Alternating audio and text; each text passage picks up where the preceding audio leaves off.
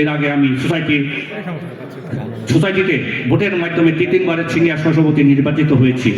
এবার আমারকে চতুর্থবারের মতো সিনিয়র সভাপতি নির্বাচিত করে কৃতজ্ঞতা ও ঋণী করছেন। এই ঋণ শোধ করা হওয়ার মতো নয়, তবে আমি মনে করি অতীতে দায়িত্ব চেয়ে সোসাইটির আগামী দিনে দায়িত্ব আরও কঠিন, সবার সহযোগিতা পেলে অবশ্যই আমরা সবাই মিলে আমাদের দায়িত্ব পালন করতে পারবো ইনশাল্লাহ। আমার এবং সোসাইটির প্রবাসীদের চাওয়া পাওয়া সংগঠনে পরিণত করতে এই জন্য সকলের সার্বিক সহযোগিতা কাম্য।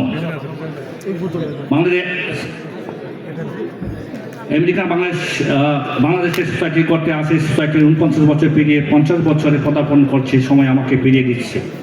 আমি আমার বক্তব্য দীর্ঘায়িত না করে আজকে উপস্থিত সবাইকে এবং আমার ছেলেমারি পরিষদের 19 জনকে, আজকে আমরা 19টা ফ্যামিলি থেকে এসেছি। আজকে থেকে আমরা 19টা না, আমরা এক ফ্যামিলির এক ভাই। আমাদের অভিভাবক আতাউর রহমান সেলিম এবং মোহাম্মদ আলী, তাদের নেতৃত্বে আমরা 17 জন ইনশাল্লাহ কাজ করে যাব এবং এটা দরকার আপনাদের সহযোগিতা।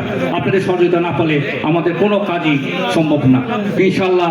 সেলিম আলী পরিষদ আপনাদেরকে নিয়ে যেই প্রতিশ্রুতি দিয়েছেন ইনশাল্লাহ সব এজেন্টগুলি পালন না করতে পারলো ইনশাল্লাহ আংশিক এজেন্ট আমরা পালন করতে সক্ষম হয়েছি। এর মধ্যে আমরা অভিষিক্ত হওয়ার আগেই আমার সহসভাপতি এবং সাধারণ সম্পাদক এবং সভাপতি আমরা বিভিন্ন জায়গায় আপনাদের যে ওয়াদা করেছিলাম অলরেডি আমরা কাজ চালিয়ে যাচ্ছি ইনশাল্লাহ। আজকে অভিষিক্ত হয়েছি, আগামী কিছুদিনের মধ্যে আপনারা কিছু একটা শুনতে পারবেন। এটা সহযোগিতা আপনাদের। আমি আবারও আমার ভুল ত্রুটির জন্য আপনারা ক্ষমা চেয়ে নিচ্ছি।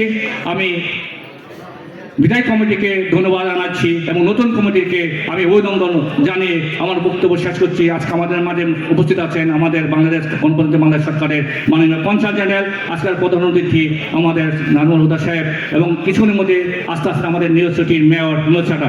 আমি আপনাদের মেয়রের সাথে যারা আছেন, আমাদের জুইলুই আছেন, সবাইকে thanks for coming today for celebrate Salim Ali পরিষদ। ধন্যবাদ সবাইকে, থ্যাংক ইউ ভেরি মাচ।